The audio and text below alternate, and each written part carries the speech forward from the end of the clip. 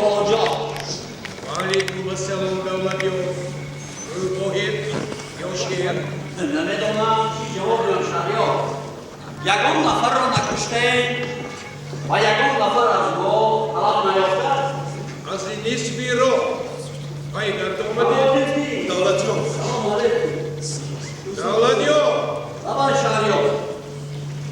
با شما هنوز با ما جواب نداده؟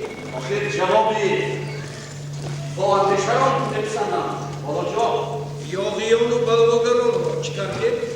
در غلطم باز و یک دوشه آن اشهر هست و ندادن خیرا گریختن از کاری کهنده است و قول شما شعر شده است. شهریار خیرات از همه سنانیده شده است و هر نفر یکی از دستش کار می آمد همه را برای دیوار کهنده آوردیم. یگان خیرشتر و یگان آشوده است. این آقای جواب با سباب اندشته ستانیده شده است آورده شده است خویانی را جوازونی نگره بسر دیوار میزنی. عزت پناه من بلدگاه شما برای شنیدن این ملامت را آمده بودم. آمدم که از این مردم را به گوش شما میرسانم. دولت پناه جناب شاعر از روی شانه رو از تک خانه میزنند. میگوید این دول شما دست به سلطانان نمیبوسد شما نیست شاعر را و سلطان احتیاط. شما این بیت‌ها را خطا می‌خوانید جناب مرکزی. اصل این بیت چنین است: دست سلطانان نمی‌بوسد کمال نیست سلطان را به درویش احتیاط. مگر چنین نیست؟ این گذار گفته شما باشد دولت را. پس معنای این چی؟ چی سود از ناله و زاری در این در دادخواهان را که سلطان حال مسکینان و آسانی نمی‌بوسد؟ شاهی محترم نه رعایت دولت را میکنند و نه دین و آیین را. پیش معاشقی برای آن کس واسطه مسخره و ملامت بندگانی ریاضت کش است. راست میگوید حضرت خاضر. هر شاعر با ملامت و مسخره جناب محتسبم باری در بین جماعت بی‌ادبانه دهان شده چنین گفته است: سحر به درد خمارم چه حاجتی ترشیست زی روی محتسب ما چو سرکه میبارد مگر این مسلمین را و ترک نماز و روزه خدا و رسول ترغیب کردند. سخن جناب شاعر ستایشی عشق و عاشقی است. من در این بیت‌ها یگان اندیشه یا سیاهه نمی‌بینم. صبر کنید بسا عجب که شهر نگشت از ایمان ما واقعی که خرج کرد به من وقتهای مسجد را. دیدی بهتانگری دیواری. با این دلیل ها جناب یعقوب زاده چی جواب میدید؟ میگوید نوبهار است و جوابی و عوامی عاشقی گر کنون نکنیم ترکی توبه کی خواهیم کرد. این دلیل نیست.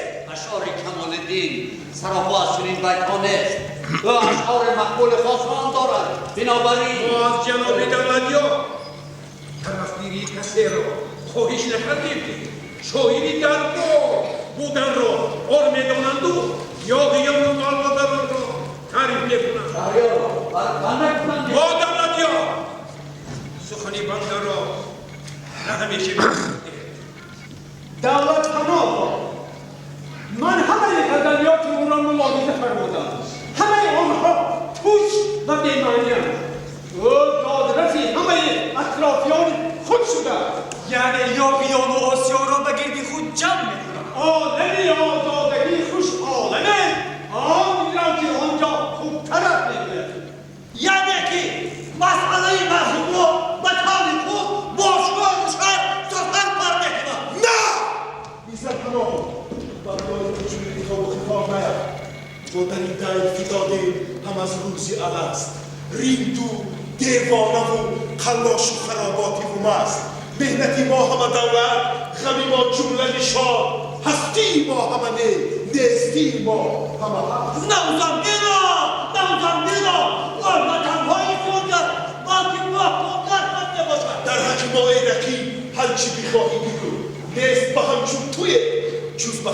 شما سزای تو برای این آسودگی دار از تو بست. بیست پناه میفرمایید که فرابرزادگان را از خون و زنجیر و از تحریک ایستیده و زنده زیر خواب و بین بودن آزاد کنند. میگویند که آنها بلباگرند. دولت پناه عقل را سند دارید نه نفت را. این چی بیادابی و بیتمیزی؟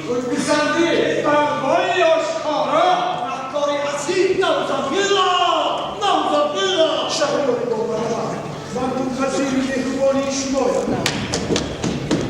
اما پناهم دختری رو به حرم نمودم دود و فریاد بزن. خواهری کنم شاعری و اکابر زنده. سردین رسیلان سردین ارسو خواجه نجاتم بیدی من چی ها میدینم؟ او خواهری توست و تو را حاجه می‌نامند. ای یاری ماست و من عاشق شیدایی او مردم همه دانید که دلدار من این است. معشوقی دلارام و وفادار من این است. محبوبی من و جان من و هم نفسی من خویش من و پیوند من و یار من این است.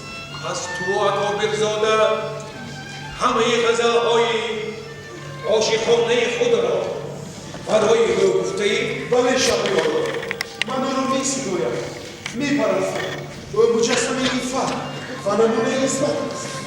اگر خدای تو شاهد این دختر باشد پس دیدن دیدار او برای من هم ثواب بودگی است. برای دیدن دیدار او تنها من حق دارم و بس. تو از حدت می‌گذری. محافظت شرف و ناموس مگر از حد گذشته است.